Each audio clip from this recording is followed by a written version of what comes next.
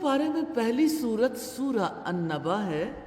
مکی صورت 40 آیات 2 رکوع پر مشتمل ہے۔ سیدنا ابو بکر صدیق رضی اللہ تعالیٰ عنہ نے نبی صلی اللہ علیہ وسلم سے کہا، اللہ کے رسول آپ بوڑھے ہو گئے۔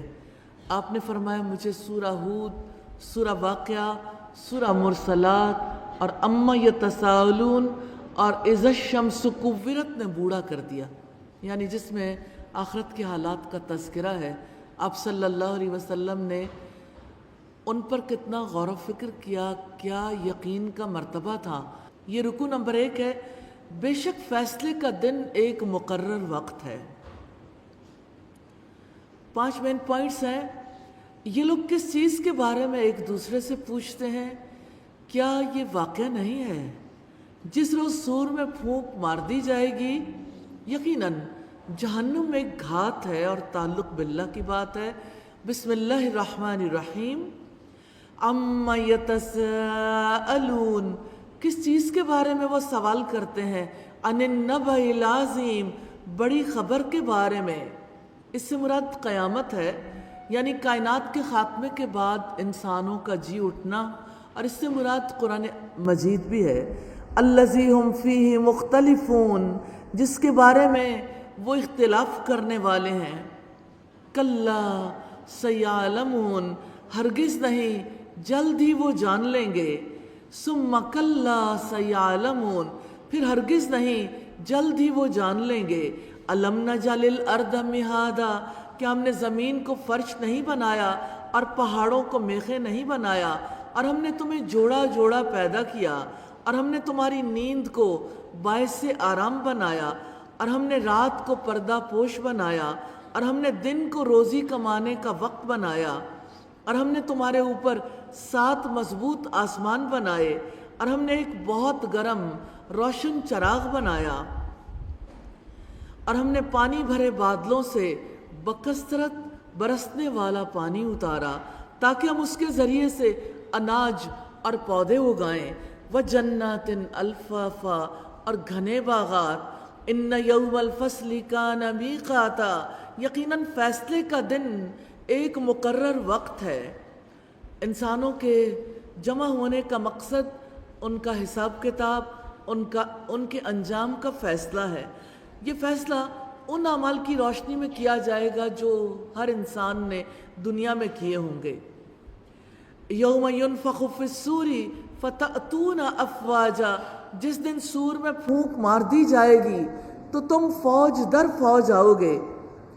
جب دوسری بار سور میں پھونک ماری جائے گی تو اللہ تعالیٰ آسمان سے پانی نازل فرمائیں گے جس سے انسان کھیتی کی طرح اگائیں گے۔ جسٹ امیجن، جیسے آپ کی گندم اگتی ہے تو جس وقت گندم یا کوئی بھی فصل بوئی جاتی ہے تو کس طرح سے، یعنی ابتدا میں ایک بیج ہوتا ہے لیکن اچانک پورا کھیت ہرا ہو جاتا ہے، اور وہ وقت آتا ہے کہ جب آپ کاٹنے والے ہوتے ہیں تو انسان کی ہر چیز وہ سیدھا ہو چکی ہوگی سوائے دم کی ہڈی کے آخری سرے کے۔ اسی سے قیامت والے دن مخلوقات کی ترتیب ہوگی۔ انسان پھر اپنی قبروں سے نکل کر فوج در فوج اکٹھے ہو جائیں گے۔ وہ منظر کتنا مختلف ہوگا، ذرا ایک لمحے کے لیے اپنے ذہن میں لا کے تو دیکھیے۔ وَفُتِحَتِ السَّمَاءُ، اپنے اوپر دیکھیے آسمان کو ہم کیسے بے خطا دیکھتے ہیں، کسی قسم کا کوئی شگاف نہیں، لیکن اس دن کیا ہوگا؟ آسمان کھول دیا جائے گا۔ فَكَانَتْ أَبْوَابًا، تو وہ دروازے دروازے ہو جائے گا، اور پہاڑ چلائے جائیں گے تو وہ سراب ہو جائیں گے۔ اِنَّ جَهَنَّمَ كَانَتْ مِرْصَادًا، یقیناً جہنم ہمیشہ سے ایک گھات کی جگہ ہے۔ لِلطَّاغِينَ مَآبًا، سرکشوں کے لیے ایک ٹھکانہ ہے جس میں وہ عرصہ دراز تک پڑے رہنے والے ہیں۔ لا يذوقون فيها بردا ولا شرابا، اس میں نہ وہ کسی ٹھنڈک کو چکھیں گے اور نہ پینے کی چیز کو مگر کھولتا ہوا پانی اور بہتی پیپ۔ زندگی اسی لیے ملی تھی کہ زندگی میں ایسے کام کریں جس کا یہ انجام ہو۔ انسان اپنی زندگی میں کبھی سوچ نہیں سکتا، ہاتھ پہ بھی اگر کوئی پیپ کا حصہ لگ جائے تو انسان کو کتنی تکلیف ہوتی ہے۔ اور وہ دن ایسا ہوگا اور اس کے بعد انسانوں کا انجام ایسا ہوگا اپنے اعمال کے بدلے میں، کیسے وہ بہتی پیپ پئیں گے، استغفر اللہ، جزاؤں وفاقا، جو پورا پورا بدلہ ہے، انہم کانوا لا یرجون حسابا، یقیناً وہ کسی حساب کی امید نہیں رکھتے تھے، وکذبوا بآیاتنا کذابا، اور انہوں نے ہماری آیات کو جھٹلایا، بری طرح جھٹلا دینا، وکل شیء احصیناہ کتابا، اور ہم نے ہر چیز کو ایک کتاب میں شمار کر رکھا ہے، بس تم چکھو کہ ہم عذاب کے سوا تمہارے لیے ہرگز کچھ اضافہ نہ کریں گے۔ جن کاموں سے روکا گیا، حساب کی امید نہ رکھنا، اللہ تعالیٰ کی آیات کو جھٹلانا، کمٹمنٹ پوائنٹس ہیں، آخرت کے حساب کتاب کو ہر ذہن میں حاضر رکھنا ہے۔ اللہ سبحانہ و تعالیٰ ہمیں توفیق عطا فرما دیں۔ یہ رکوع نمبر 2 ہے، یقیناً متقیوں کے لیے ایک کامیابی کا مقام ہے۔ 3 مین پوائنٹس ہیں متقیوں کا مقام، وہ دن اور تعلق باللہ۔ ان للمتقین مفازا، یقیناً اللہ تعالیٰ سے ڈر جانے والوں کے لیے کامیابی کا ایک مقام ہے۔ تقوی اللہ تعالیٰ کے ایسے ڈر کو کہتے ہیں جس کی وجہ سے ایمان اور اطاعت کے تقاضے پورے کیے جاتے ہیں۔ سب سے بڑا تقاضا یہ ہے کہ انسان اللہ سبحانہ و تعالیٰ سے ثواب کی امید رکھے۔ حدائق و اعنابا، باغات اور انگور ہیں، اور نوخیز ہم عمر لڑکیاں ہیں، اور چھلکتے ہوئے جام ہیں، اس میں نہ وہ کوئی لغو سنیں گے اور نہ کوئی جھوٹ۔ جزاء من ربک عطاء حسابا، تیرے رب کی جناب سے یہ بدلہ ہے جو کافی انعام ہے۔ نیک لوگوں کے انعامات نیک اعمال کا بدلہ ہوں گے، یعنی اللہ سبحانہ وتعالیٰ کی رحمت تو ہے، لیکن ہر ایک اپنی دنیا کی کمائی کے عز و مقام حاصل کرے گا۔ الہی ہم سب کو بھی محنت کرنے کی توفیق عطا فرما دیجئے۔ رب السماوات والارض وما بینہما الرحمن، جو آسمانوں اور زمین کا اور جو کچھ ان کے درمیان ہے ان سب کا رب ہے۔ لا یملکون منہ خطابا، وہ وسیع رحمت والا ہے، کسی کو اس سے بات کرنے کی قدرت نہ ہوگی۔ یوم یقوم الروح والملائکۃ صفا، جس دن جبریل اور فرشتے صف بستہ کھڑے ہوں گے، کوئی بات نہیں کرے گا مگر جس کو رحمان اجازت دے گا، اور وہ درست بات کہے گا۔ اللہ تعالیٰ نے قیامت کے دن اپنی عظیم بادشاہت کے بارے میں ذکر فرمایا ہے کہ اس دن ساری مخلوق اس کے سامنے خاموش ہوگی، کسی کی مجال نہیں ہوگی کہ اللہ کی مرضی کے خلاف اپنے لب کھول سکے۔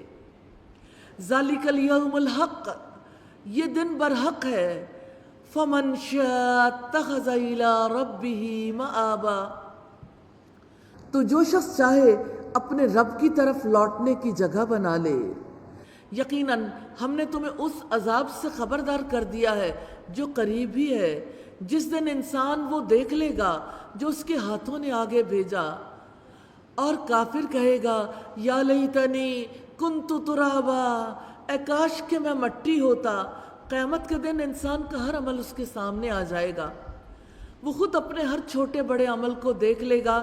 جب اسے فرار کا کوئی راستہ نہیں ملے گا تو کہنے لگے گا کاش میں بھی جانوروں کی طرح مٹی ہو گیا ہوتا تاکہ آگ کے اس عذاب سے بچ جاتا، لیکن یہ حسرتیں اسے کوئی فائدہ نہیں دیں گی اور اسے جہنم میں پھینک دیا جائے گا۔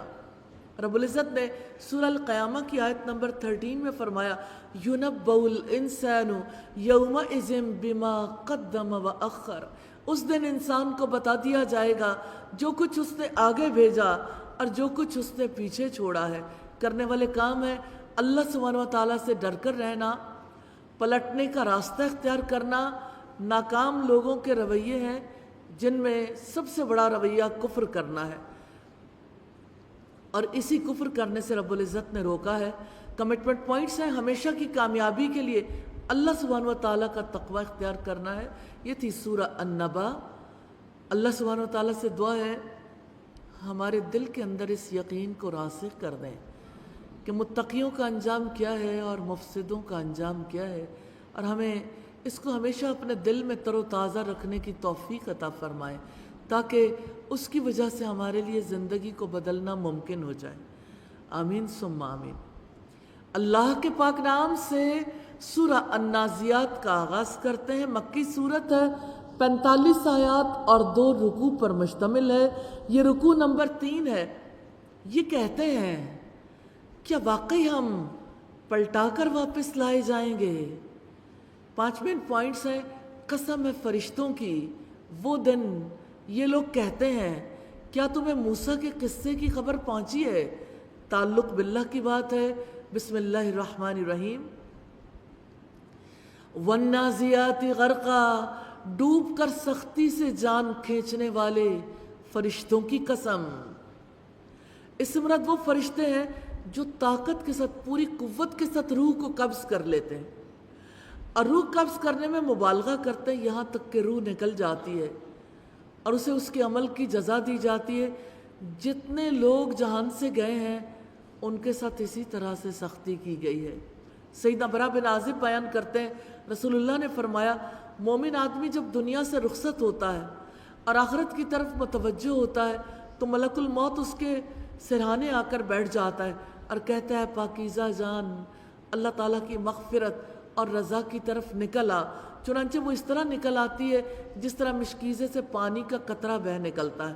اور جب کافر دنیا سے رخصت ہونے کو ہوتا ہے اور آخرت کی طرف متوجہ ہوتا ہے تو موت کا فرشتہ اس کے بھی سر کے پاس آ کر بیٹھ جاتا ہے اور کہتا ہے خبیث روح، اللہ سبحانہ و تعالیٰ کی ناراضی اور غصے کی طرف نکل آ۔ ہم نہیں جانتے کس طرح نکلتی ہے، اس پر اس کے جسم میں پھیل جاتی ہے، عذاب کے ڈر سے نکلنا نہیں چاہتی تو وہ اسے اس طرح سختی سے کھینچ کر نکالتا ہے جس طرح بھیگی ہوئی اون میں سے گرم سلاخ نکال لی جاتی، کھینچ کر نکالی جاتی ہے۔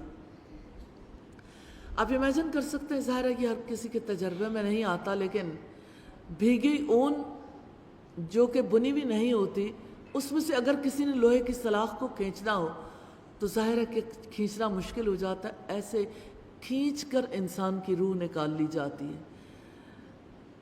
استغفر اللہ۔ والناشطات نشطا، اور ان کی جو بند کھولنے والے ہیں آسانی سے کھولنا۔ آج تو تذکرہ ہے اس وقت کا جب ہم اس دنیا سے رخصت ہو رہے ہوں گے۔ جب ہر کوئی اس دنیا سے جاتا ہے 2 صورتوں میں سے ایک صورت ہوتی ہے، یا تو فرشتے ڈوب کر روح کھینچ کر نکالتے ہیں یا آسانی سے بند کھول دیتے ہیں۔ اور یہاں اس سے مراد بھی فرشتے ہیں جو ارواح کو قوت اور نشاط کے ساتھ نکالتے ہیں، یعنی پھرتی اور تیزی کے ساتھ روح نکالنے کا معاملہ ہے۔ اہل ایمان کی ارواح کے ساتھ ایسا ہی ہوگا، اور زور سے کھینچ کر نکالنے کا معاملہ کفار کے ساتھ ہوگا۔ والسابحات سبحا، اور ان کی جو تیرنے والے ہیں تیزی سے تیرنا۔ فالسابقات سبقا، پھر ان کی جو دوڑ کر آگے نکلنے والے ہیں آگے بڑھنا۔ فالمدبرات امرا، پھر ان کی جو کام کی تدبیر کرنے والے ہیں۔ یوم ترجف الراجفہ، جس دن ہلا ڈالے گی سخت ہلا ڈالنے والی۔ تتبعها الرادفہ، اس کے بعد پیچھے آنے والی آئے گی۔ قلوب یومئذ واجفہ، کچھ دل اس دن دھڑکنے والے ہوں گے۔ ابصارها خاشعہ، ان کی نگاہیں جھکنے والی ہوں گی۔ یقولون انا لمردودون فی الحافرہ، وہ کہتے ہیں کیا بلا شبہ ہم واقعی پہلی حالت میں واپس لوٹائے جانے والے ہیں۔ اذا کنا عظاما نخرا، کیا جب ہم بوسیدہ ہڈیاں ہو جائیں گے۔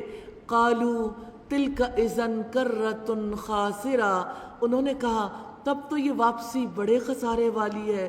فَإِنَّمَا هِيَ زَجْرَةٌ وَاحِدَةٌ، چنانچہ وہ تو بس ایک ڈانٹ ہوگی۔ فَإِذَا هُمْ بِالسَّاهِرَةِ، پھر اچانک وہ ایک کھلے میدان میں ہوں گے۔ هَلْ أَتَاكَ حَدِيثُ مُوسَىٰ، کیا تمہارے پاس موسیٰ کی بات آئی ہے؟ اِذْ نَادَاهُ رَبُّهُ بِالْوَادِ الْمُقَدَّسِ طُوًى، جب اس کے رب نے اسے مقدس وادی طویٰ میں پکارا تھا۔ اذهب إلى فرعون إنه طغى، فرعون کے پاس جاؤ یقیناً وہ سرکش ہو گیا ہے۔ فقل هل لك إلى أن تزكى، پس کہہ دو کہ کیا تیرے لیے کوئی رغبت ہے کہ تم پاکیزگی اختیار کرو، وَأَهْدِيَكَ إِلَىٰ رَبِّكَ فَتَخْشَىٰ، اور میں تمہارے رب کی طرف تمہاری رہنمائی کروں کہ تم ڈرنے لگ جاؤ۔ رب کے راستے سے مراد توحید اور عبادت کا راستہ ہے، اور اللہ سبحانہ و تعالیٰ کے راستے پر وہی چلتا ہے جس کے دل میں خوف ہو، اور یہ خوف اسی کے دل میں پیدا ہوتا ہے جو ہدایت کے راستے پر چلتا ہے۔ سچی بات یہ ہے کہ اللہ تعالیٰ کی ذات کا خوف اس کی عظمت کے یقین کی وجہ سے پیدا ہوتا ہے۔ یہاں سوال یہ پیدا ہوتا ہے انسان کے دل میں اللہ تعالیٰ کی قدرت اور عظمت کیسے گھر کرتی ہے؟ کبھی آپ نے سوچا آج تک ہمارے دلوں میں اللہ سبحانہ و تعالیٰ کی وہ عظمت گھر کیوں نہیں کر پائی جیسا کہ عظمت کے گھر کرنے کا حق ہے؟ ایک تو یہ ہے کہ انسان کو احساس ہو، دیکھیں کوئی چیز 1% پہ ہوتی ہے، کوئی چیز 10% پہ، کوئی 50%، کوئی 80%، کوئی 100% پر ہوتی ہے۔ اپنے آپ سے ضرور سوال کیجئے گا وہ عظیم تو ہے، لیکن میرے دل میں وہ کتنا عظیم ہے، میری نظر میں وہ کتنی عظمت والا ہے، مجھے کب کب اس کی عظمت یاد رہتی ہے؟ اصل بات یہ ہے کہ ہم نے اللہ سبحانہ و تعالیٰ کی قدرتوں کو ہی نہیں جانا، اس کے لیے کبھی مجلس میں بیٹھ کر کسی علم والے سے بات ہی نہیں کی، کبھی پوچھا ہی نہیں، کبھی سیکھا ہی نہیں۔ اسی وجہ سے اللہ سبحانہ و تعالیٰ کی عظمت کا شعور دلوں کے اندر گھر نہیں کرتا، اور اسی وجہ سے ہماری زندگی اور اللہ رب العزت کی پسندیدہ زندگی میں فرق رہ جاتا ہے۔ آپ اس فرق کو دیکھنا چاہتے ہیں؟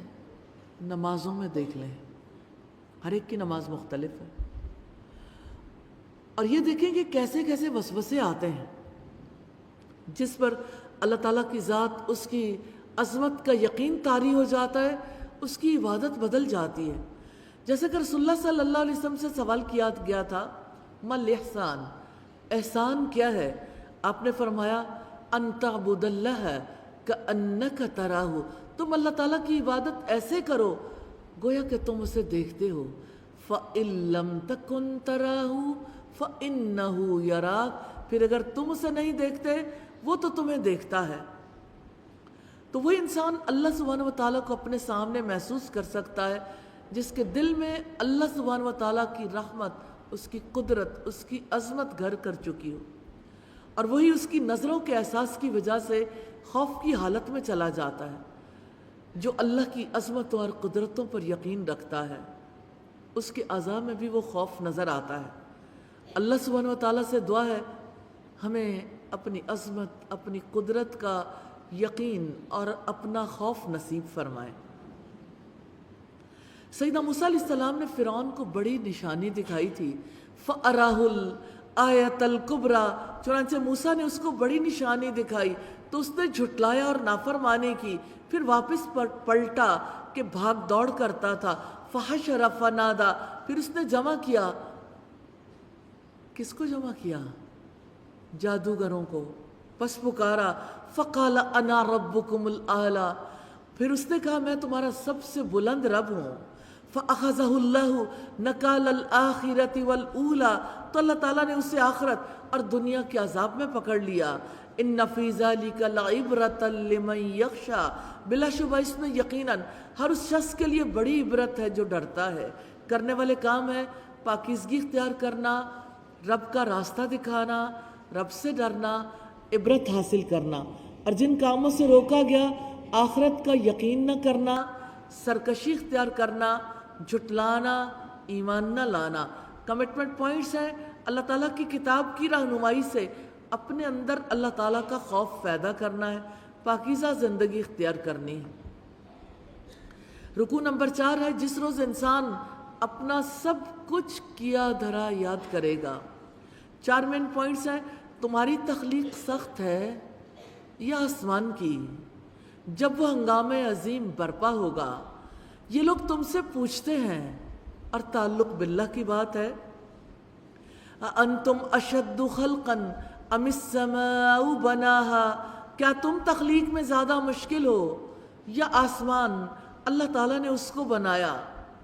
اور ہمیں غور و فکر کی دعوت دی ہے کہ آسمان کی وسعتیں تو دیکھو، آسمان میں کتنے ستارے سیارے کہکشائیں ہیں، کتنا وسیع نظام ہے کہ آسمانوں کی تخلیق زیادہ مشکل ہے یا تمہاری تخلیق؟ سوچو تو صحیح، ہم کیا ہیں اور اللہ کی تخلیق کتنی عظیم ہے۔ ہماری زمین جہاں ہم رہتے ہیں، کائنات میں اس کی حیثیت ایسے ہی ہے جیسے سمندر کے قریب پڑا ہوا ریت کا ایک ذرہ۔ اس ذرے پر ہمارے وجود کی کیا اہمیت ہے؟ پھر جہانوں کے خالق کے لیے ہمیں پہلی بار پیدا کرنا مشکل نہیں تھا تو دوسری بار پیدا کرنا کیا مشکل ہے؟ جو پہلی بار پیدا کر سکتا ہے وہ دوسری بار بھی پیدا کر سکتا ہے۔ پھر آسمان کے بارے میں بتایا، اس نے اس کی چھت بلند کی، پھر اسے ٹھیک ٹھاک ہموار بنایا۔ وَأَغْطَشَ لَيْلَهَا وَأَخْرَجَ ضُحَاهَا، اور اس کی رات کو تاریک کیا اور اس کے دن کی روشنی کو نکالا، اور اس کے بعد اس نے زمین کو بچھایا۔ أَخْرَجَ مِنْهَا مَاءَهَا وَمَرْعَاهَا، اس سے اس کا پانی اور اس کا چارہ نکالا۔ وَالْجِبَالَ أَرْسَاهَا، اور پہاڑ اس نے انہیں گاڑ دیا۔ مَتَاعًا لَكُمْ وَلِأَنْعَامِكُمْ، جو تمہارے اور تمہارے مویشیوں کے لیے زندگی کا سامان ہے۔ پھر جب ہر چیز پر چھا جانے والی بہت بڑی مصیبت آ جائے گی، یوم یتذکر الانسان ما سعی، جس دن انسان یاد کرے گا جو اس نے کوشش کی۔ وبرزت الجحیم لمن یری، اور ہر شخص کے لیے جو دیکھتا ہے اس پر جہنم ظاہر کر دی جائے گی۔ جو بھی دیکھنے والا ہے جہنم کو اپنی آنکھوں سے دیکھنے والا ہے۔ کافر سے دیکھ کر دہشت زدہ ہو جائیں گے، غم میں مبتلا ہو جائیں گے۔ مومن دیکھیں گے تو شکر کریں گے کہ ایمان اور عمل صالح کی وجہ سے اللہ سبحانہ وتعالیٰ نے ہمیں اس سے بچا لیا۔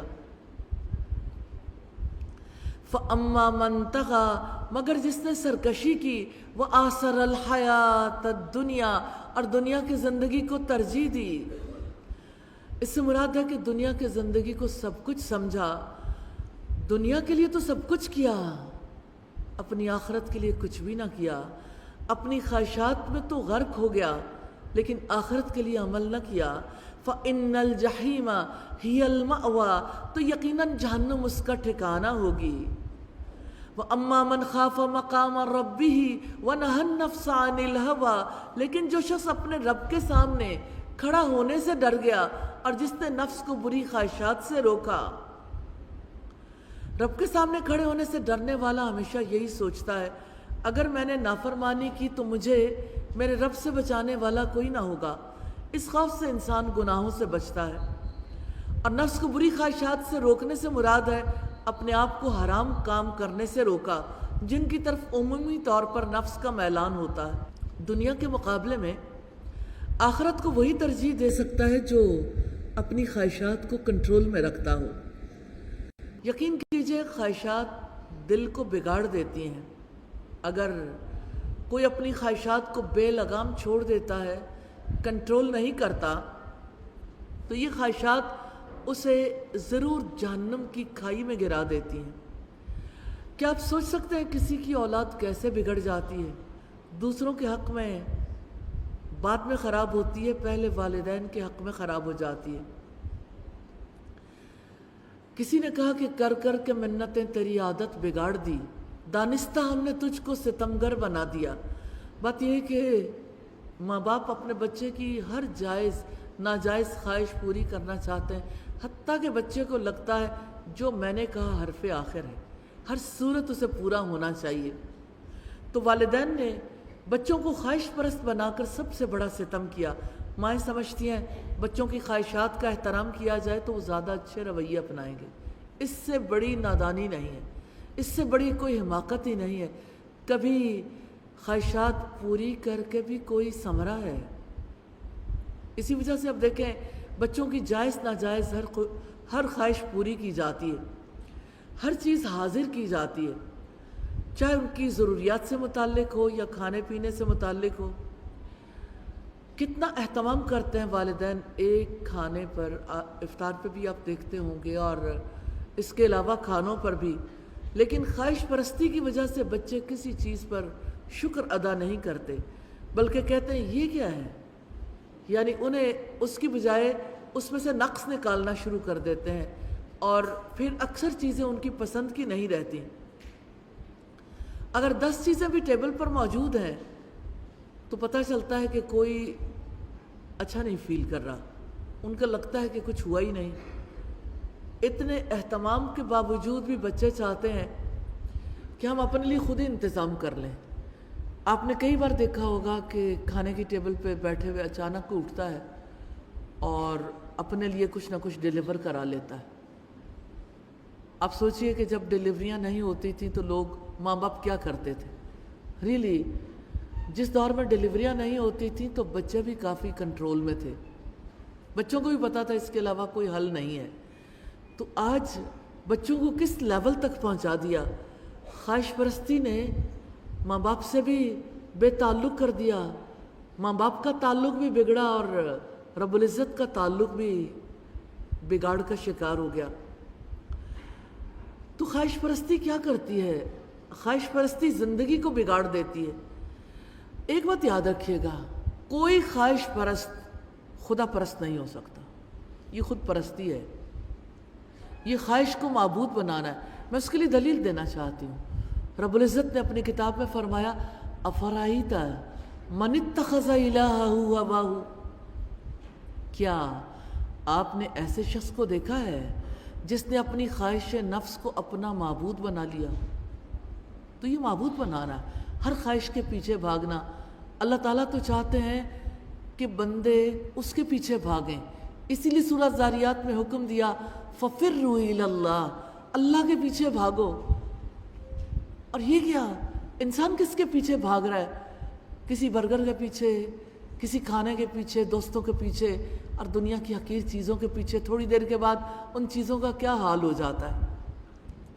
تو خواہش پرست جو ہے وہ ایگوسٹک بھی ہوتا ہے۔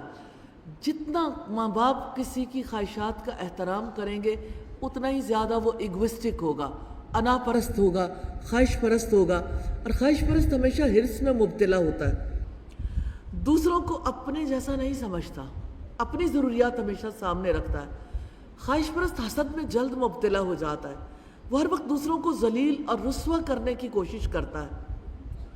خواہش پرست کبھی اچھے تاثرات نہیں دیتا، یعنی ایسا کبھی نہیں ہوتا کہ وہ دوسروں کی خوبی کا اعتراف کر لے، اسے لگتا ہے کسی کے اندر کوئی خوبی ہے ہی نہیں، اپنی ذات کے سوا اسے کوئی بڑا دکھتا ہی نہیں ہے۔ خواہش پرست ہمیشہ اپنی خوشی کے لیے جیتا ہے، انا پرستی کی زندگی گزارتا ہے۔ خواہش پرست انا پرست ہوتا ہے، خود پرست ہوتا ہے، کبھی خدا پرست نہیں بنتا۔ اور ہاں یہ بتانا چاہتی ہوں کہ خواہش پرستی انسان کو خود فریبی تک لے جاتی ہے، اور جو خود فریبی میں مبتلا ہو وہ بڑے دھوکے میں ہے، اس کا دھوکہ جلد ٹوٹ جانے والا ہے۔ اللہ سبحانہ و تعالیٰ کے بھیجے ہوئے فرشتے جب آتے ہیں تو خود فریبی تار تار ہو کے رہ جاتی ہے۔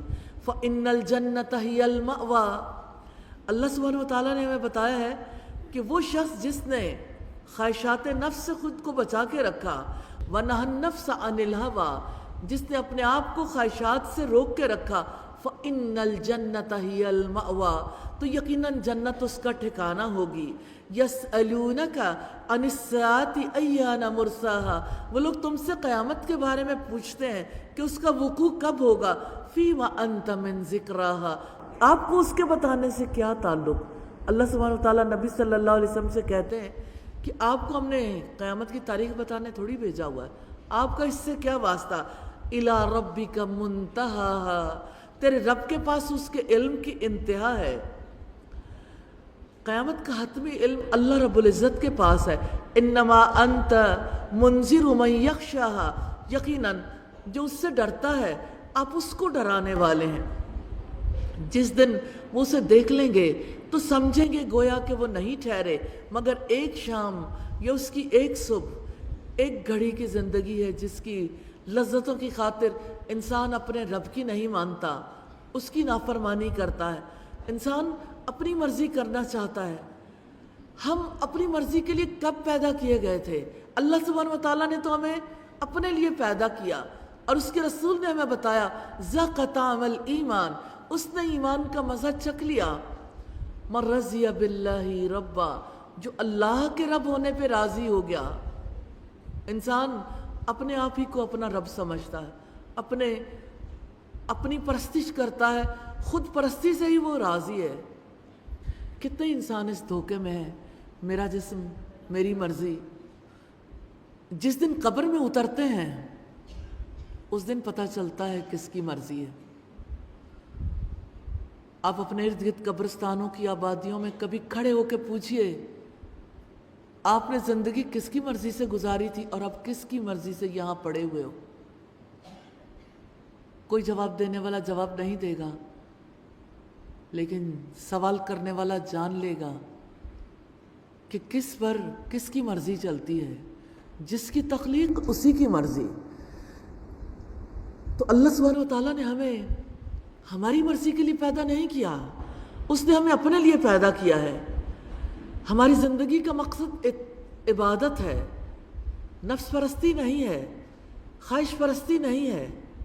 ہماری زندگی کا مقصد عبادت ہے تاکہ ہمارے دل اللہ تعالیٰ کی محبت اور تعظیم کے ساتھ اس سے جڑ جائیں. تو جب اللہ سبحانہ وتعالیٰ نے ہمیں اپنے لیے پیدا کیا ہے، پھر دنیا کے ساتھ دل کیوں لگ جاتا ہے؟ اس لیے کہ دنیا کے لیے جیتے ہیں، خواہشات کے لیے جیتے ہیں، اور خواہشات اسی دنیا میں ہی پوری کر لینا چاہتے ہیں. کہتے ہیں بابر بیش کوش کہ عالم دوبارہ نہیں. بابر عیش کر لو کہ زندگی دوبارہ نہیں ملنی. لوگ کھا کے مر جانا چاہتے ہیں، پی کے مر جانا چاہتے ہیں، اور آپ سوچئے اپنے جیسے 4 بچے پیدا کر کے مر جانا چاہتے ہیں. کیا زندگی اپنی مرضی سے کھانے پینے کے لیے ملی تھی؟ ایٹ ڈرنک اینڈ بی میری ٹمورو وی میں ڈائے. کھا لے پی لے جی لے، کتنا گھٹیا مقصد ہے. بلی کی زندگی کا مقصد ہو سکتا ہے. انسان کو کیوں جانور بناتے ہیں کہ اس کی زندگی کا مقصد صرف کھانا پینا ہے یا خواہشات کو پورا کرنا ہے؟ وہ بڑے مقصد کے لیے پیدا کیا گیا. اللہ سبحانہ وتعالیٰ نے اس کائنات میں کسی اور کو وہ عقل، وہ سمجھ نہیں دی جو انسان کو دی. اللہ سبحانہ وتعالیٰ نے وہ اختیار کسی کو نہیں دیا جو انسان کو دیا. وہ چاہتا ہے کہ اختیار استعمال کر کے انسان پھر بھی رب کا ہو کر رہے. اللہ سبحانہ وتعالیٰ سے دعا ہے ہمیں ایسی زندگی جینے کی توفیق دے جو اسی کے نام، اسی کے لیے، اسی کی مرضی کے مطابق ہو. قل ان صلاتی ونسکی ومحیای ومماتی للہ رب العالمین. آپ کہہ دو یقیناً میری نماز، میری قربانی، میرا جینا، میرا مرنا سب اللہ رب العالمین کے لیے ہے. اللہ سبحانہ وتعالیٰ ہماری زندگی کو اپنے لیے قبول کر لے اور ہمیں اپنے دین کا خدمت گار بنا لے، اور ہمیں توفیق دے کہ ہم گھر گھر تک، دنیا بھر تک اس کا پیغام پہنچا دیں. کرنے والے کام ہیں رب کے سامنے کھڑے ہونے سے ڈرنا، نفس کو بری خواہشات سے روکنا، برے انجام سے ڈرنا، جن کاموں سے روکا گیا سرکشی کرنا، دنیا کی زندگی کو ترجیح دینا. کمٹمنٹ پوائنٹس ہیں، اپنے آپ کو آگ سے بچانے کے لیے دنیا کی زندگی کو ترجیح نہیں دینی. جنت کے حصول کے لیے نفس کو بری خواہشات سے باز رکھنا ہے. اللہ سبحانہ وتعالیٰ ہمیں توفیق عطا فرمائے. یہ تھی سورہ النازعات.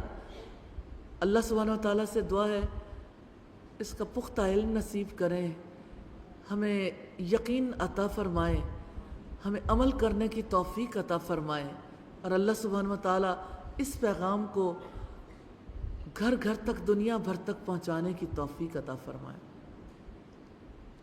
اللہ کے پاک نام سے سورہ عبس کا آغاز کرتے ہیں.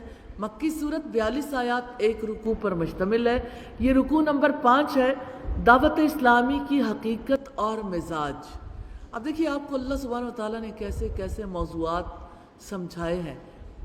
سوچئے انسان کے اندر کی زندگی سے لے کے، اس کی سوچ سے لے کے، اس کے بڑے بڑے کاموں تک اور بڑے بڑے نظاموں تک، اور دنیا کے امن سے لے کے دنیا کی معاشی خوشحالی تک، اور اسی طرح سے بین الاقوامی تعلقات کے برقرار رکھنے تک.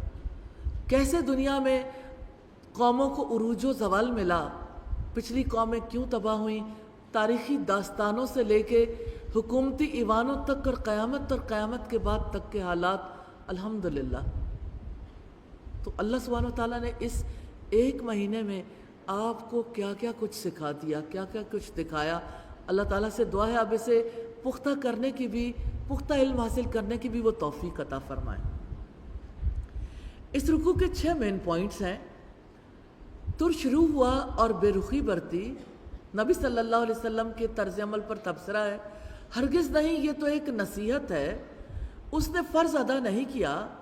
پھر ذرا انسان اپنی خوراک کو تو دیکھے، آخر جب وہ کان بہرے کر دینے والی آواز بلند ہوگی اور تعلق باللہ، بسم اللہ الرحمن الرحیم، عبس وتولی، اس نے تیوری چڑھائی اور منہ پھیر لیا۔ یہ آیات سیدنا عبداللہ ابن ام مکتوم کے بارے میں نازل ہوئیں۔ رسول اللہ کے پاس قریش کے سردار بیٹھے گفتگو کر رہے تھے کہ اچانک نابینا صحابی ابن ام مکتوم آئے اور انہوں نے رسول اللہ صلی اللہ علیہ وسلم سے دین کی باتیں پوچھنی شروع کر دیں۔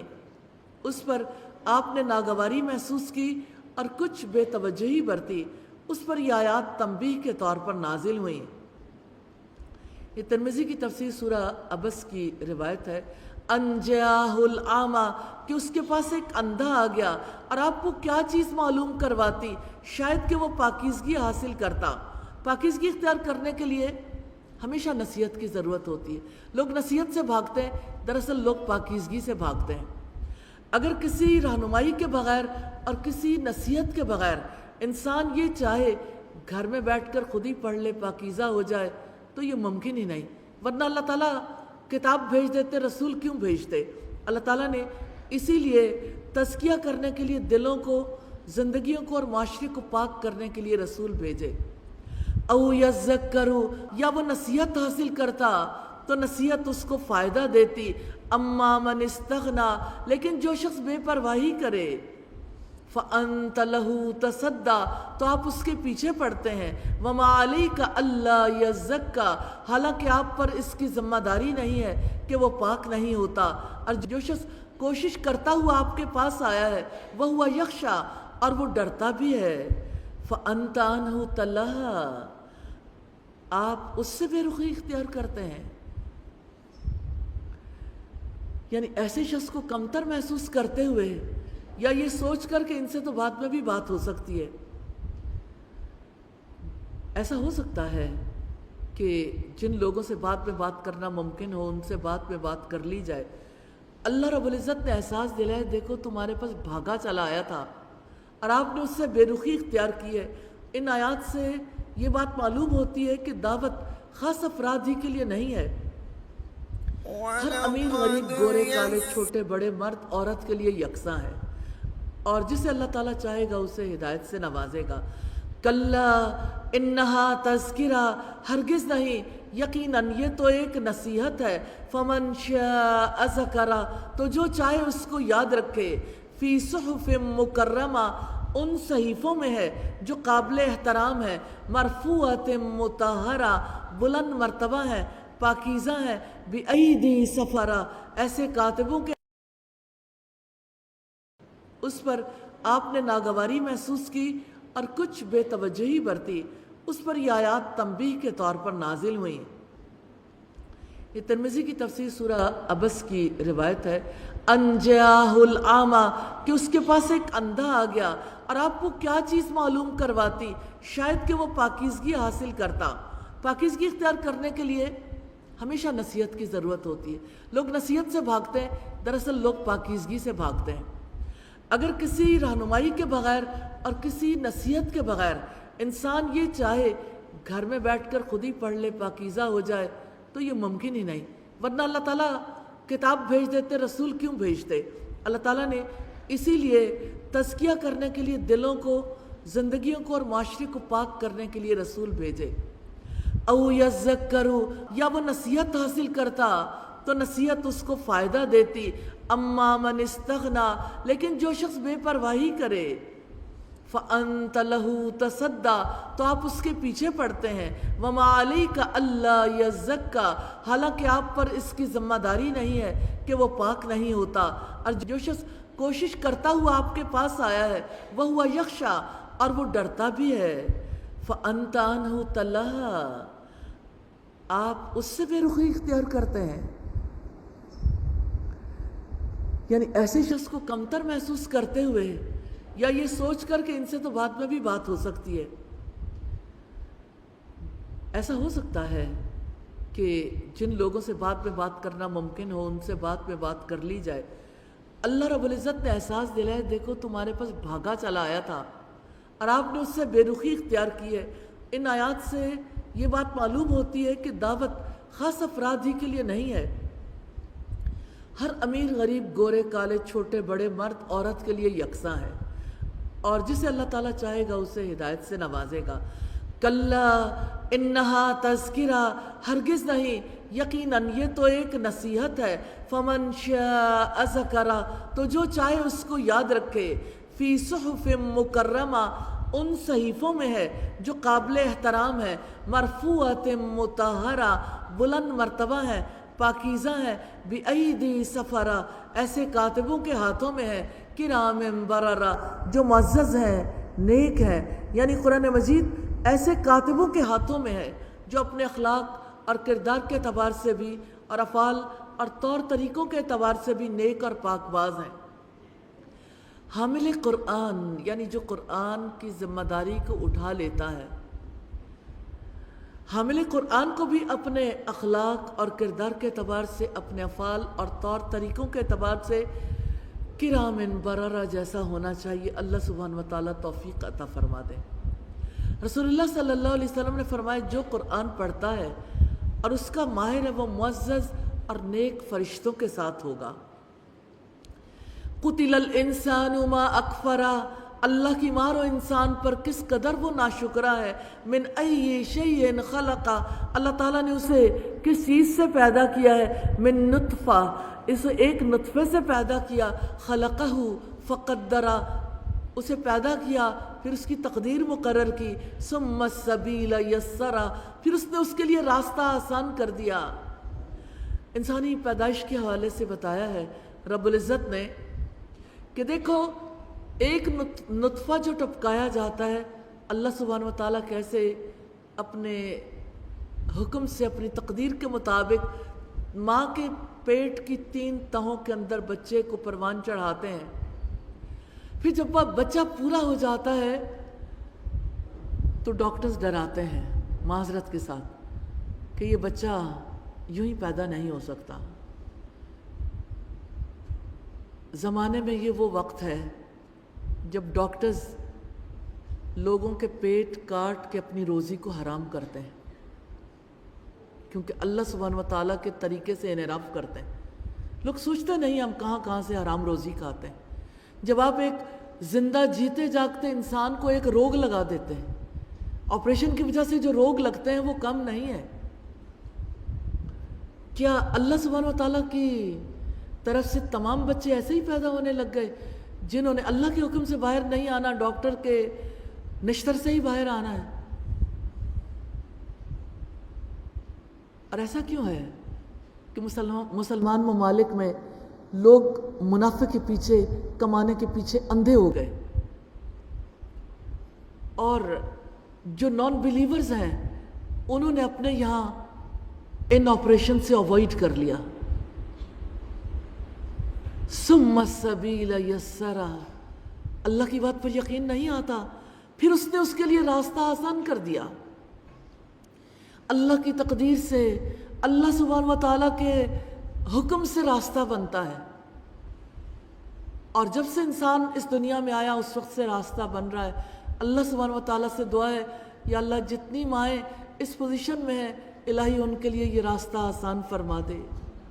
ثم اماتہ فاقبرہ، پھر اسے موت دی، پھر اسے قبر میں رکھوایا. ثم اذا شاء انشرہ، پھر جب وہ چاہے گا اسے دوبارہ زندہ کرے گا. کلا لما یقضی ما امرہ، ہرگز نہیں، اس نے ابھی وہ پورا نہیں کیا جس کا اللہ سبحانہ و تعالیٰ نے اسے حکم دیا. فَلْيَنْظُرِ الْإِنسَانُ إِلَىٰ طَعَامِهِ، تو انسان اپنے کھانے کی طرف ضرور دیکھے کہ یقیناً ہم نے خوب پانی برسایا، پھر ہم نے زمین کو اچھی طرح پھاڑا، پھر ہم نے اس میں اناج اگایا اور انگور اور سبزیاں بھی اور زیتون اور کھجوریں بھی اور گھنے باغات بھی اور پھل اور چارہ بھی، جو تمہارے لیے اور تمہارے جانوروں کے لیے سامان زندگی ہے. اللہ سبحانہ وتعالیٰ نے شعور دلایا ہے کہ سامان زندگی رب فراہم کرتا ہے. جس کو تمہاری مادی ضروریات کا اتنا خیال ہے اسے تمہاری شعوری اور روحانی ضروریات کا خیال نہیں ہوگا. اس نے یہ بھی توجہ دلائی ہے جو متاع دیتا ہے وہ واپس لینے کا بھی حق رکھتا ہے. فَإِذَا جَاءَتِ السَّاخَّةُ بس جب وہ کان بہرے کر دینے والی آ جائے گی. یوم یفر المرء من اخی اس دن آدمی اپنے بھائی سے دور بھاگے گا. وَأُمِّهِ وَأَبِيهِ اور اپنی ماں سے اور اپنے باپ سے. وَصَاحِبَتِهِ وَبَنِيهِ اور اپنی بیوی سے اور اپنے بیٹوں سے دور بھاگے گا. لِكُلِّ امْرِئٍ مِّنْهُمْ يَوْمَئِذٍ شَأْنٌ يُغْنِي اس دن ان میں سے ہر شخص کی ایسی حالت ہوگی جو اسے دوسروں سے بے نیاز کر دے گی. وجوہ یومئذ مسفرہ کچھ چہرے اس دن چمکنے والے ہوں گے. ضاحکۃ مستبشرہ مسکراتے ہوئے حشاش بشاش. ووجوہ یومئذ علیہا غبرہ اور اس دن کچھ چہروں پر خاک اڑ رہی ہوگی. ترہقها قطرہ ان پر سیاہی چھائی بھی ہوگی. اولئک ہم الکفرۃ الفجرہ یہی لوگ کافر بد کردار ہیں. کرنے والے کام ہے پاکیزگی اختیار کرنا, نصیحت قبول کرنا, جن سے روکا گیا تر شروع ہونا, بے رخی برتنا, بے پرواہ ہو کر بے پرواہوں کی طرف توجہ کرنا. کمٹمنٹ پوائنٹ ہے اللہ تعالیٰ کی عائد کردہ فرائض ادا کرنے ہیں انشاءاللہ, اور کسی سے بے رخی نہیں برتنی, خاص طور پر جو دین سیکھنے کے لیے آئے.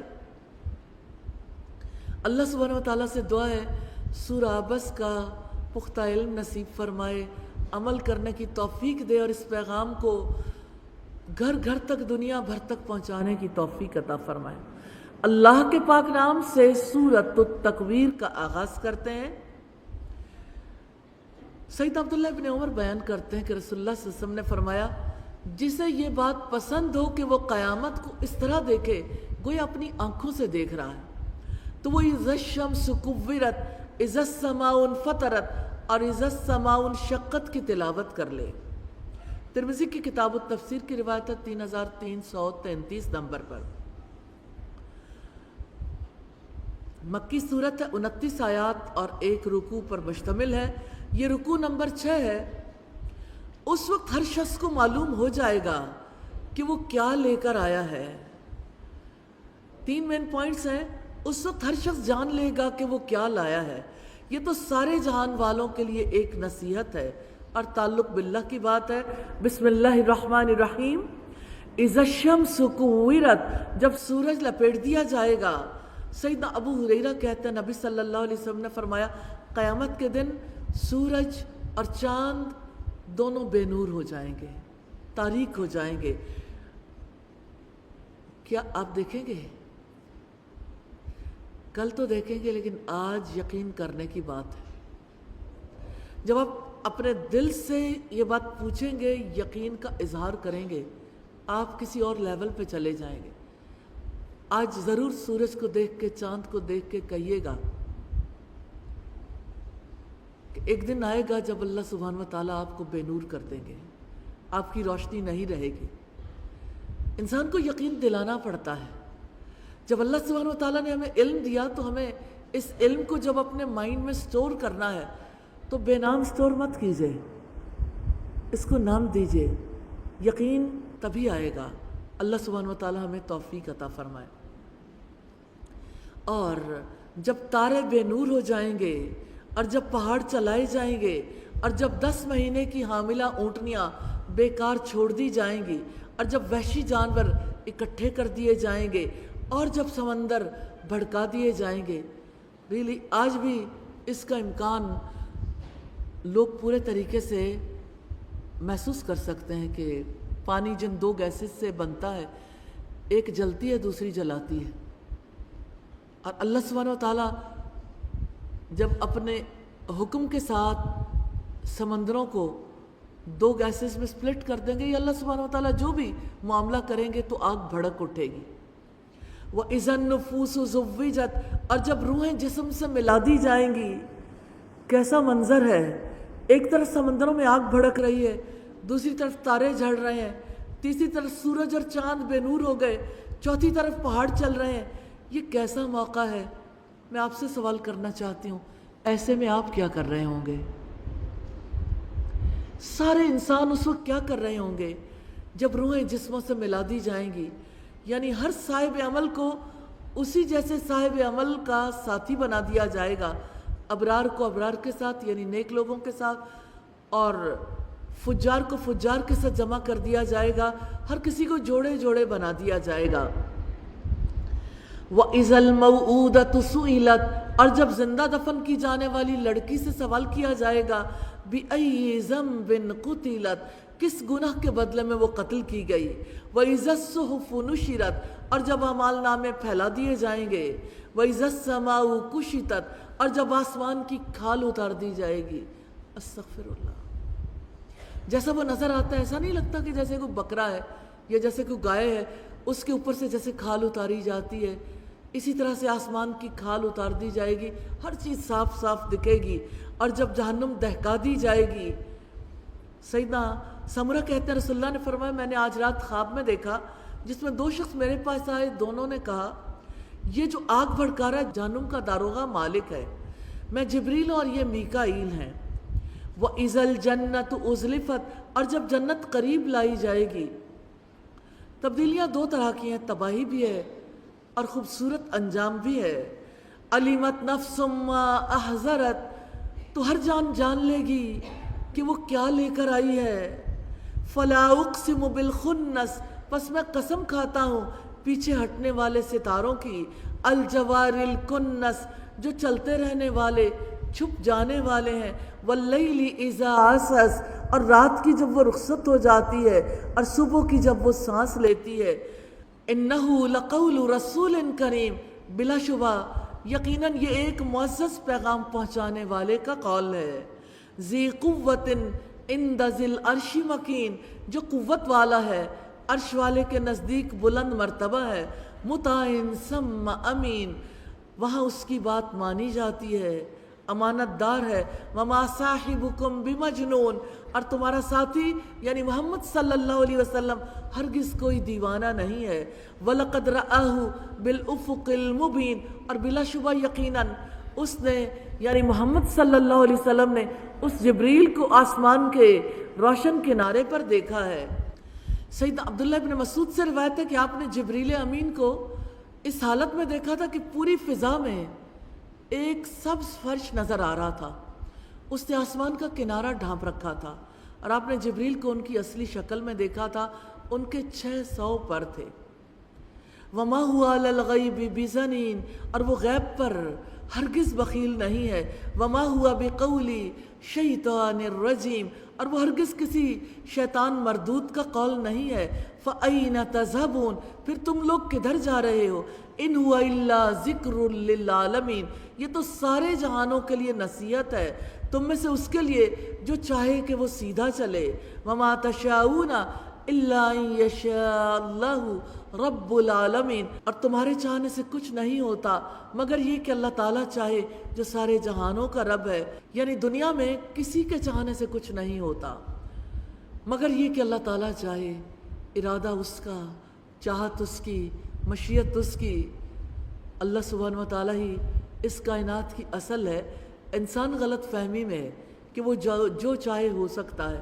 نارملی آپ دیکھیے کہ کوئی شخص کسی کو کوئی کام کہیں کہ یہ فلاں کام کر لو، ٹھیک ہے کر لیں گے، انشاءاللہ بھی نہیں کہتے، اپنے اوپر بھروسہ کرتے ہیں۔ وما تشاءون الا ان یشاء اللہ، تمہارے چاہنے سے کچھ نہیں ہوتا، یہی تو علم ہے، یہی تو یقین ہے، مگر یہ کہ اللہ تعالیٰ چاہے۔ کرنے والے کام ہیں آخرت کے حالات کے بارے میں جاننا، کلام اللہ سے نصیحت حاصل کرنا، سیدھا رہنے کی خواہش کرنا، کمٹمنٹ پوائنٹس ہیں اللہ تعالیٰ کی طرف سے کی جانے والی نصیحت پر چلنا ہے، اور اس طرح اسلام پر ثابت قدم رہنا ہے۔ قرآن کے فہم، قرآن کے تدبر اور قرآن کا کام کرنے کے لیے اللہ سبحانہ وتعالیٰ سے دعائیں کرنی ہیں انشاءاللہ تعالیٰ۔ میری دعا ہے اللہ سبحانہ وتعالیٰ آپ کو آسمان ہدایت کے روشن ستارے بنائے، آپ میں سے ہر ایک قرآن پڑھنے اور پڑھانے والا بنے، آپ اللہ سبحانہ و تعالیٰ کا کلام پہنچانے والے بنے. آپ اس شخص کی خوش نصیبی کے بارے میں کیا کہتے ہیں؟ کیا کہنا ہے اس کی خوش نصیبی کا جس کو اللہ سبحانہ و تعالیٰ اپنا ایمبیسیڈر بنا لے، جو قرآن کا ایمبیسیڈر بن جائے. سوچیے دنیا میں لوگ کیا کچھ بننا چاہتے ہیں. یہ رتبہ بلند ملا جس کو مل گیا، یہ بہت بڑا مقام ہے. اللہ سبحانہ و تعالیٰ سے رو کر گڑ گڑا کر سجدے کر کے دعائیں کریں، کیونکہ انتخاب تو اس کا ہے. وہ جس کو چاہتا ہے اپنا کام کرنے کی توفیق دیتا ہے، اور کام کرتے ہوئے سے جب چاہتا ہے چھین لیتا ہے، اور جس کے لیے چاہتا ہے ہمیشہ مواقع دیے رکھتا ہے. اللہ کے پاک نام سے سورۃ الانفطار کا آغاز کرتے ہیں. مکی سورت ہے، 29 آیات اور 1 رکوع ہے. رکوع نمبر 7 ہے.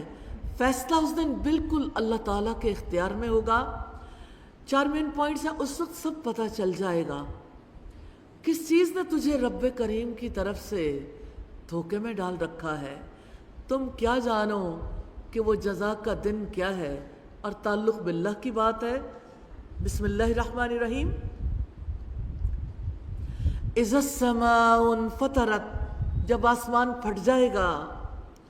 وَإِذَا الْكَوَاكِبُ انتَثَرَتْ، اور جب ستارے بکھر جائیں گے، اور جب سمندر پھاڑ دیے جائیں گے، اور جب قبریں اکھیڑ دی جائیں گی.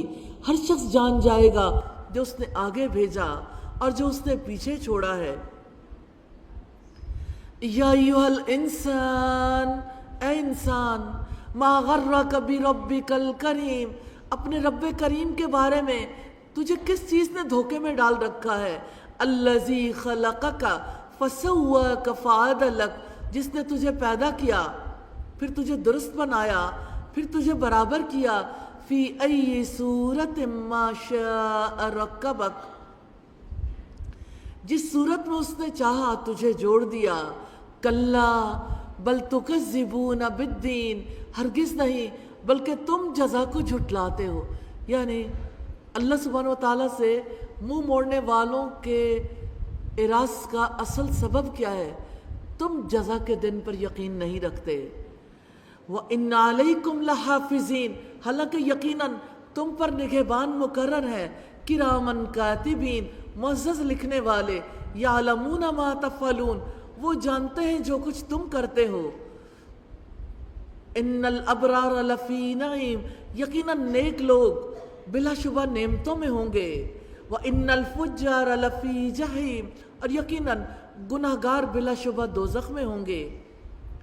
یصلونہا یوم الدین، جزا کے دن وہ اس میں داخل ہوں گے اور وہ اس سے ہرگز غائب ہونے والے نہیں ہوں گے.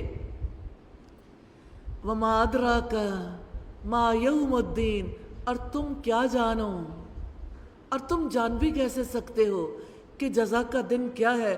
ثم ما ادراک ما یوم الدین، پھر تم کیا جانو کہ وہ جزا کا دن کیا ہے. یوم لا تملک نفس لنفس شیئا، جس دن کسی جان کو کسی جان کے لیے کوئی اختیار نہیں ہوگا. والامر یومئذ للہ، اور اس دن حکم صرف اللہ تعالیٰ کا ہوگا. جن کاموں سے روکا گیا، جزا سزا کو جھٹلانا، رب کریم کے بارے میں دھوکے میں مبتلا ہونا. کمٹمنٹ پوائنٹ ہے، اس دن کو ہر وقت اپنے شعور میں رکھنا ہے جب اپنا کیا کرایا سب سامنے آ جائے گا. یہ تھی سورہ الانفطار. اللہ سبحانہ و تعالی ہمیں اس کا پختہ علم نصیب فرمائے، اس کا یقین نصیب فرمائے، اور اللہ سبحانہ و تعالی ہمیں ابرار میں شامل فرمائے. اللہ کے پاک نام سے سورۃ المطففین کا آغاز کرتے ہیں. مکی صورت ہے، 36 آیات اور 1 رکوع پر مشتمل ہے. سیدنا عبداللہ ابن عباس بیان کرتے ہیں کہ جب نبی صلی اللہ علیہ وسلم مدینہ تشریف لائے تو اس وقت اہل مدینہ ماپ تول کے اعتبار سے بہت برے تھے. بعد ازاں جب یہ آیت نازل ہوئی، وَيْلٌ لِّلْمُطَفِّفِينَ، بڑی ہلاکت ہے ماپ تول میں کمی کرنے والوں کے لیے، تو پھر انہوں نے ناپ تول درست کر لیا. یہ رکوع نمبر 8 ہے. تباہی ہے ڈنڈی مارنے والوں کے لیے. 5 مین پوائنٹس ہیں. ڈنڈی مارنے والے، قید خانے کا دفتر، بلند پایا لوگوں کا دفتر، مجرم لوگ اور تعلق باللہ۔ بسم اللہ الرحمن الرحیم۔ ویل للمطففین، ناپ تول میں کمی کرنے والوں کے لیے بڑی ہلاکت ہے۔ جو قوم ناپ تول میں کمی کرتی ہے، رسول اللہ نے فرمایا اس پر قحط سالی مسلط کر دی جاتی ہے، ان پر سخت محنت اور حکمرانوں کا ظلم مسلط کر دیا جاتا ہے۔ ناپ تول میں کمی کر کے کیا نفع ہے جو ہماری قوم حاصل کر رہی ہے؟ ریلی اگر آپ کسی چیز کو مارکیٹ سے خرید کر لاتے ہیں، آپ سوچ ہی نہیں سکتے کہ یہاں پر بھی کوئی دھوکہ کر سکتا ہے۔ ایک خاتون نے مجھے کہا کہ میں جب کسی بیکری سے کیک خرید کر لائی، مجھے تحفہ بھجوانا تھا عید کے لیے، تو مجھے محسوس ہوا کہ یہ مناسب نہیں ہے، میں انہیں کیسے بھیجوں، یہ بہت چھوٹا سائز ہے۔ تو میں نے کہا کہ میں لے کے تو پراپر اس کا وزن پراپر لے کے آئی ہوں، آخر ایسا کیوں ہے؟ کہنے لگی جس وقت میں نے اس کو ناپا تو ہر 1000 گرام جو ہے وہ 800 تھا، یعنی 2 پاؤنڈ یا شاید 2.2 پاؤنڈ بنتا ہے، 800 گرام وزن تھا، اور جو قیمت وصول کی گئی وہ 1 کلو کی۔ ہمارے یہاں ڈنڈی مارنے کا رواج کتنا عام ہے، ہر جگہ پر وزن میں کمی کا دور دورہ ہے، پھر مہنگائی کیوں نہ ہو، پھر قحط سالی کیوں نہ ہو، پھر حکمران خراب کیوں نہ ہو، پھر حکمرانوں کا ظلم کیوں نہ ہو۔ الذین اذا اکتالوا علی الناس یستوفون، وہ لوگ جب لوگوں سے ناپ کر لیتے ہیں پورا پورا لیتے ہیں۔ سیدہ سوید بن قیس کہتے ہیں کہ میں اور مخرفہ مقام ہجر سے کپڑا لائے، ہم منا میں تھے کہ ہمارے پاس رسول اللہ آ گئے، وہاں ایک تولنے والا تھا جو اجرت پر تول رہا تھا، تو آپ نے ہم سے پاجامہ خریدا اور تولنے والے سے فرمایا جھکتا ہوا تولو، اور جب انہیں ناپ کر یا تول کر دیتے ہیں تو انہیں کم دیتے ہیں۔ الا یظنوا، کیا یہ لوگ یقین نہیں رکھتے، اولئک انہم مبعوثون، کہ یقیناً وہ اٹھائے جانے والے ہیں، لیوم عظیم، ایک بہت بڑے دن میں، جس دن تمام لوگ جہانوں کے رب کے سامنے کھڑے ہوں گے، جس دن لوگ رب کائنات کے سامنے کھڑے ہوں گے، ان کا پسینہ ان کے آدھے آدھے کانوں تک ہوگا۔ رسول اللہ صلی اللہ علیہ وسلم قیامت کے روز میدان حشر میں کھڑے ہونے کی تنگی سے پناہ مانگا کرتے تھے۔ کلا ان کتاب الفجار لفی سجین، ہرگز نہیں، یقیناً نافرمانوں کا نامہ اعمال ضرور سجین میں ہوگا۔ وما ادراک ما سجین، اور تم کیا جانو کہ سجین کیا ہے؟ کتاب مرقوم، ایک لکھی ہوئی کتاب ہے۔ بڑی ہلاکت ہے اس دن جھٹلانے والوں کے لیے جو جزا کے دن کو جھٹلاتے ہیں اور اسے نہیں جھٹلاتا مگر ہر وہ شخص جو حد سے گزرنے والا سخت گناہگار ہے۔ جب اس کو ہماری آیات پڑھ کر سنائی جاتی ہیں تو کہتا ہے یہ پہلے لوگوں کی کہانیاں ہیں۔ کلا بل، ہرگز نہیں، ران علی قلوبہم ما کانوا یکسبون، بلکہ ان کے دلوں پر ان اعمال نے زنگ لگا دیا ہے جو وہ کماتے تھے۔ ران گناہوں کی اس سیاہی کو کہتے ہیں جو مسلسل گناہ کرنے کی وجہ سے دلوں پر چھا جاتی ہے۔ رسول اللہ نے فرمایا بندہ جب گناہ کرتا ہے تو اس کے دل پر ایک سیاہ نقطہ پڑ جاتا ہے، اگر وہ توبہ کر لیتا ہے سیاہی دور کر دی جاتی ہے، اور اگر توبہ کی بجائے گناہ پر گناہ کیے چلا جاتا ہے تو وہ سیاہی بڑھتی چلی جاتی ہے حتیٰ کہ اس کے پورے دل پر چھا جاتی ہے۔ یہی وہ ران ہے جس کا ذکر قرآن مجید میں ملتا ہے۔ فرمایا کلا انہم عن ربہم یومئذ لمحجوبون، ہرگز نہیں، یقیناً وہ اس دن اپنے رب سے ضرور حجاب میں ہوں گے۔ جزا کے دن زنگالود دل رکھنے والوں کو رب کے دیدار سے محروم کر دیا جائے گا، جبکہ اہل ایمان رب العزت کا دیدار کریں گے۔ ثم انہم لصال الجحیم، پھر یقیناً وہ جہنم میں داخل ہونے والے ہیں۔ پھر کہا جائے گا یہی وہ چیز جس کو تم جھٹلاتے تھے۔ کلا ان کتاب الابرار لفی علیین، ہرگز نہیں، یقیناً نیک لوگوں کا نامہ اعمال ضرور علیین میں ہوگا۔ وما ادراک ما علیون، اور تم کیا جانو کہ علیین کیا ہے؟ کتاب مرقوم، ایک لکھی ہوئی کتاب ہے، مقرب فرشتے اس پر حاضر رہتے ہیں۔ یقیناً نیک لوگ ضرور نعمتوں میں ہوں گے، تختوں پر بیٹھے دیکھتے ہوں گے، ان کے چہروں پر تم نعمت کی تازگی کو پہچان لو گے۔ جیسے دنیا میں خوشحال لوگوں کے چہروں پر آسائشوں، سہولتوں اور دنیا کی نعمتوں کی تازگی ہوتی ہے، ایسے ہی نیک لوگوں کے چہروں پر ان کی نیکیاں، اعمال صالح اور اخلاق حسنہ یہ تازگی بن کر ان کو رونق بخشیں گے۔ نیک لوگوں کے چہرے جنت میں ملنے والے اعزاز اور نعمتوں کی فراوانی کی وجہ سے دمک رہے ہوں گے۔ یسقون من رحیق مختوم، ان کو مہر بند خالص شراب پلائی جائے گی، ختامہ مسک، جس پر کستوری کی مہر لگی ہوگی، اور اس میں رغبت رکھنے والوں کے لیے لازم ہے کہ مقابلہ کریں۔ وَمِزَاجُهُ مِن تسنیم، اور اس میں تسنیم کی آمیزش ہوگی۔ عَيْنًا يَشْرَبُ بِهَا الْمُقَرَّبُونَ، ایک ایسا چشمہ ہے جس میں سے مقرب لوگ پئیں گے۔ ان الذین اجرموا کانوا من الذین آمنوا یضحکون، وہ لوگ جنہوں نے جرم کیے وہ ان پر جو ایمان لائے ہنسا کرتے تھے۔ مجرم لوگوں کی ہنسی کا سبب جزا کے دن کے بارے میں بے یقینی ہے، ایمان والوں کو حقیر سمجھنا ہے۔ ایسا معاملہ صرف مکہ میں نہیں ہوا کرتا تھا، آج ہماری سوسائٹی میں گھر گھر میں ہوتا ہے، ہر مجلس میں ہوتا ہے۔ جس فیملی میں کوئی رب العزت کے احکامات کے مطابق زندگی گزارنے کی کوشش کرنے لگتا ہے، سارے اس کے پیچھے لگ جاتے ہیں۔ آپ کو کیا ہو گیا ہے؟ ایسے آپ کیسے جی سکتے ہیں؟ آپ کو کون قبول کرے گا؟ ہم تو آپ جیسے کے ساتھ زندگی نہیں گزار سکتے، ہمارا آپ کے ساتھ تو تعلق نہیں رہے گا۔ اس کے ساتھ ساتھ نقاب، حجاب اور دیگر اسلامی احکامات کا مذاق نہیں اڑایا جاتا۔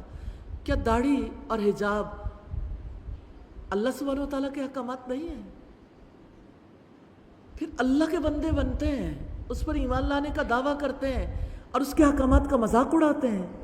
اب اللہ و آیاتہ، کیا اللہ کے ساتھ مذاق کرتے ہیں اور اس کی آیات کا مذاق اڑاتے ہیں۔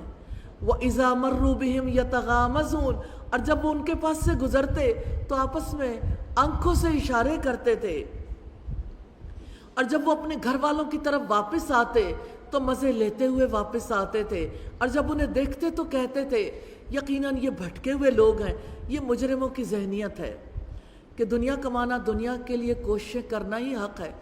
اگر کسی کی بیٹی، کسی کا بیٹا یہ کہے کہ میں 1 سال کے لیے دین پڑھنا چاہتا ہوں، تو گھر والوں کو ایسے لگتا ہے کہ انہیں غشی آ جائے گی، یہ کیسے ہو سکتا ہے اس سٹیج پر، جبکہ وہ ایک ایسی جگہ پر تعلیم حاصل کرنے کے لیے جا سکتی ہیں جہاں سے ان کا مستقبل بن سکتا ہے۔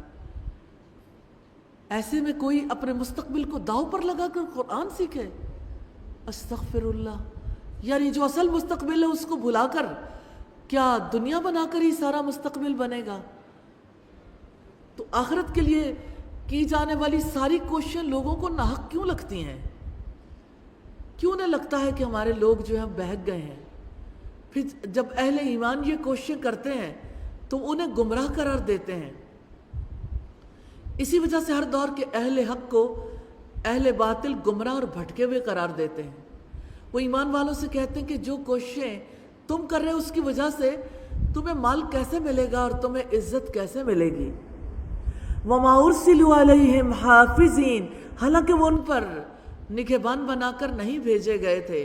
سو آج جو لوگ ایمان لائے ہیں وہ کافروں پر ہنستے ہیں، تختوں پر بیٹھے وہ دیکھ رہے ہیں۔ هَلْ ثُوِّبَ الْكُفَّارُ مَا كَانُوا يَفْعَلُونَ، کیا کافروں کو بدلہ مل گیا؟ انکار کرنے والوں کو وہ بدلہ مل گیا جو وہ کیا کرتے تھے۔ یہ ایمان والوں کا قول ہوگا کہ انہیں اپنے کاموں کے بدلے میں تو صحیح مقام مل گیا، زندگی میں تو انہیں سمجھ نہیں آئی تھی، اب اس مقام پر جا کر شاید انہوں نے پہچان لیا ہو۔ اللہ تعالیٰ نے جزا کے دن اہل ایمان کو ملنے والی نعمتوں اور اہل ایمان کے تبصروں سے مجرموں کو شعور دلایا ہے کہ جو تم کر رہے ہو برے انجام تک پہنچو گے، باز آ جاؤ۔ جن کاموں سے روکا گیا، ناپ تول میں کمی کرنا، رب کے سامنے پیشی کا یقین نہ رکھنا، روز جزا کو جھٹلانا، حد سے گزرنا، گناہگار ہونا، اللہ تعالیٰ کی آیات کو پہلے لوگوں کی کہانیاں سمجھنا، دلوں پر زنگ لگنا، ایمان لانے والوں پر ہنسنا اور آنکھوں سے اشارے کرنا، ایمان لانے والوں کو بہکا ہوا سمجھنا۔ کمٹمنٹ پوائنٹ ہے، کسی معاملے میں بھی ڈنڈی نہیں مارنی انشاءاللہ۔ اللہ سبحانہ و تعالیٰ سے دعا ہے کہ ہم جو پڑھتے ہیں اس میں جب رب العزت کسی برائی کا نقشہ کھینچتے ہیں تو اللہ تعالیٰ ہمیں اس برائی سے بچا لیں، ایک ایک برے عمل سے ہمیں نکال لیں۔ اللہ کے پاک نام سے سورۃ الانشقاق کا آغاز کرتے ہیں۔ مکی سورت 25 آیات، ایک رکوع پر مشتمل ہے۔ یہ رکوع نمبر 9 ہے۔ اے انسان، تو کشاں کشاں اپنے رب کی طرف جا رہا ہے۔ 3 مین پوائنٹس ہیں۔ انسان رب سے ملنے والا ہے، تم ضرور درجہ بدرجہ ایک حالت سے دوسری حالت میں لے جائے جاؤ گے، اور تعلق باللہ۔ بسم اللہ الرحمن الرحیم۔ اذا السماء انشقت، جب آسمان پھٹ جائے گا، وَأَذِنَتْ لِرَبِّهَا وَحُقَّتْ، اور وہ اپنے رب کے حکم پر کان لگائے گا اور یہی اس کا حق ہے۔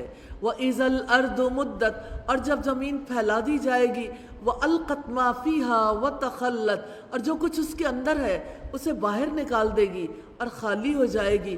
وَأَذِنَتْ لِرَبِّهَا وَحُقَّتْ، اور وہ اپنے رب کے حکم پر کان لگائے گی اور یہی اس کا حق ہے۔ یا ایھا الانسان، اے انسان، انک کادح الی ربک کدحا فملاقی، اے انسان یقیناً تو اپنے رب کی طرف محنت مشقت کرنے والا ہے، خوب محنت مشقت، پھر تو اس سے ملنے والا ہے۔ فَأَمَّا مَنْ أُوتِيَ كِتَابَهُ بِيَمِينِهِ، لہذا جس شخص کو اس کا نامہ اعمال اس کے دائیں ہاتھ میں دیا گیا، فَسَوْفَ يُحَاسَبُ حِسَابًا يَسِيرًا، تو جلدی اس سے آسان حساب لیا جائے گا۔ مومنوں کی غلطیاں اللہ تعالیٰ معاف کر دیں گے۔ سید عائشہ کہتی ہیں کہ رسول اللہ نے فرمایا جس کا حساب لیا گیا وہ ہلاک ہو گیا۔ کہتی ہیں میں نے کہا اے اللہ کے رسول، مجھے اللہ تعالیٰ آپ پر قربان کر دے، کیا اللہ تعالیٰ نے نہیں فرمایا کہ جس کے دائیں ہاتھ میں نامہ اعمال دیا گیا اس کا آسان حساب ہوگا؟ رسول اللہ نے فرمایا یہ تو پیشی ہے، جب مومن اپنے رب کے سامنے پیش کیے جائیں گے، جس سے پوچھ گچھ ہوئی وہ تو مارا گیا۔ سید عائشہ فرماتی ہیں کہ رسول اللہ اپنی بعض نمازوں میں یہ دعا کرتے تھے، اللہم حاسبنی حسابا یسیرا، یا اللہ میرا حساب آسان فرما۔ اور نماز سے فراغت کے بعد میں نے پوچھا آسان حساب کا کیا مطلب ہے؟ آپ نے فرمایا اللہ تعالیٰ نامہ اعمال دیکھیں گے اور معاف کر دیں گے۔ وَيَنْقَلِبُ إِلَىٰ أَهْلِهِ مَسْرُورًا، اور وہ اپنے گھر والوں کی طرف خوش خوش لوٹے گا۔ وَأَمَّا مَنْ أُوتِيَ كِتَابَهُ وَرَاءَ ظَهْرِهِ، مگر جس کو اس کا نامہ اعمال اس کے پیٹھ پیچھے سے دیا گیا۔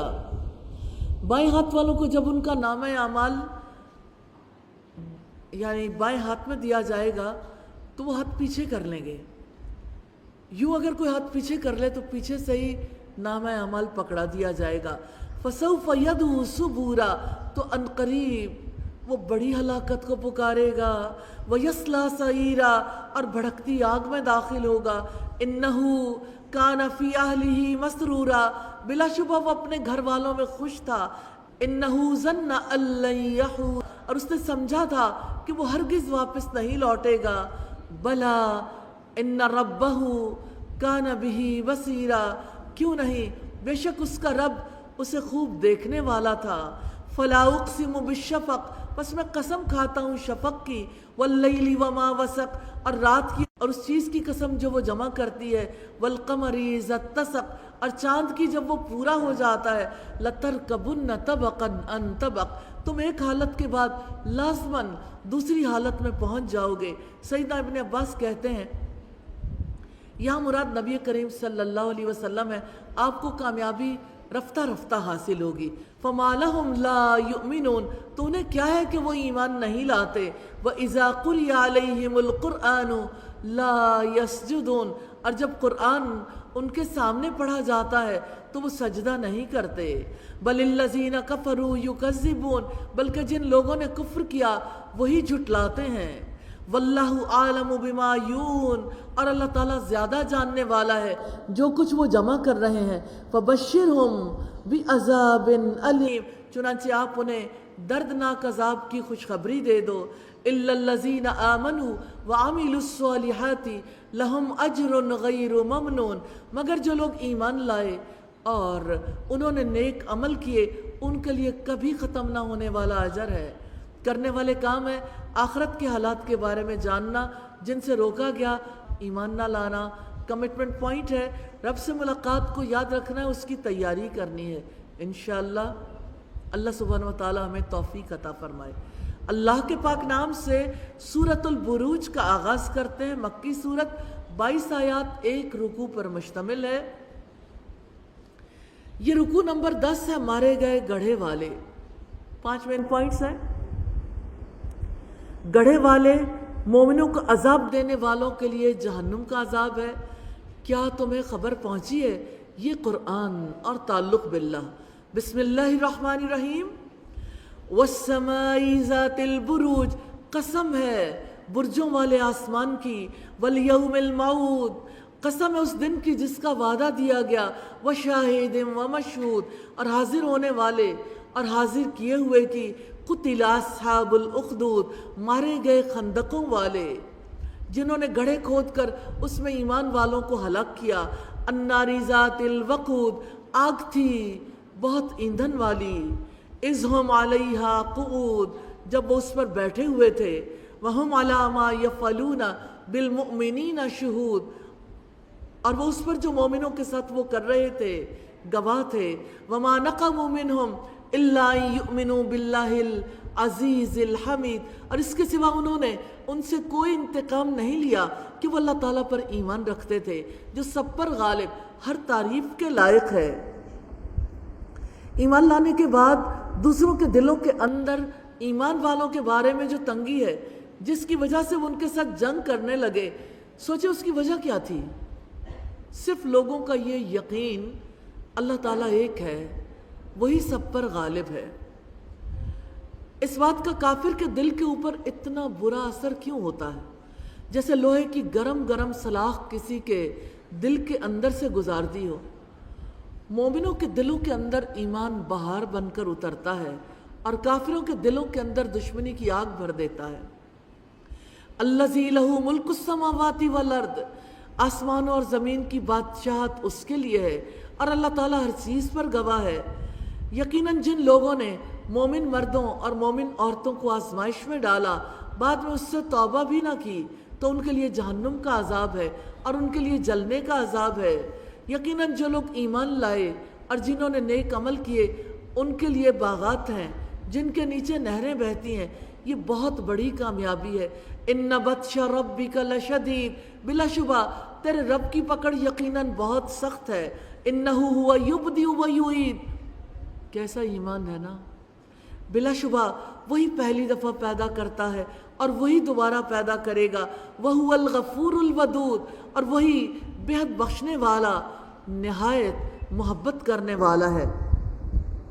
ذو العرش المجید، عرش کا مالک ہے، بڑی شان والا ہے۔ فعال لما یرید، جو چاہتا ہے اس کو کر گزرنے والا ہے، اسے کسی سے پوچھنے کی ضرورت نہیں۔ وہ جس کو دے اسے کوئی روک نہیں سکتا، جس سے روک لے اسے کوئی عطا نہیں کر سکتا۔ وہ جس کو چاہے عزت دے، جس کو چاہے ذلیل کر دے، اس کے ہاتھ میں ہر بھلائی ہے۔ اللہ تعالیٰ کی مشیت میں کوئی دخل انداز نہیں ہو سکتا۔ اللہ سبحانہ و تعالیٰ ہی حق ہے، وہ حق کے ساتھ عدل کے ساتھ فیصلے کرتا ہے۔ جب وہ کسی کو عزت دیتا ہے تو وہ عزت کا حقدار ہوتا ہے، جب کسی کو ذلیل کرتا ہے تو وہ اسی کا حق رکھتا ہے۔ هل أتاك حدیث الجنود، کیا تمہارے پاس لشکروں کی خبر آئی ہے؟ فرعون و سمود، فرعون اور سمود کی۔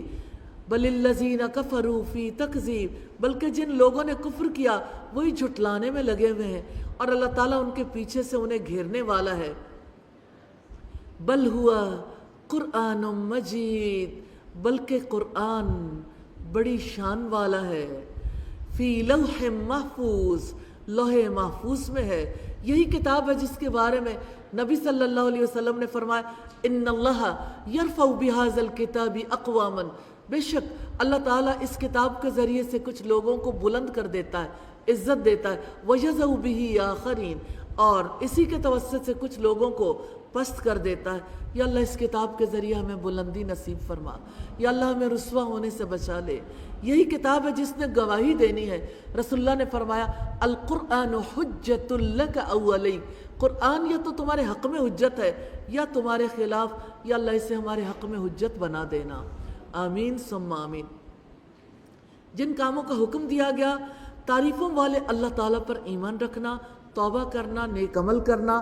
جن سے روکا گیا، مومن مردوں اور عورتوں کو ستانا۔ کمٹمنٹ پوائنٹس ہیں، اللہ تعالیٰ سے مضبوط تعلق قائم کرنا ہے، تعلق باللہ کے میسیجز 5 لوگوں کو دینے ہیں انشاءاللہ۔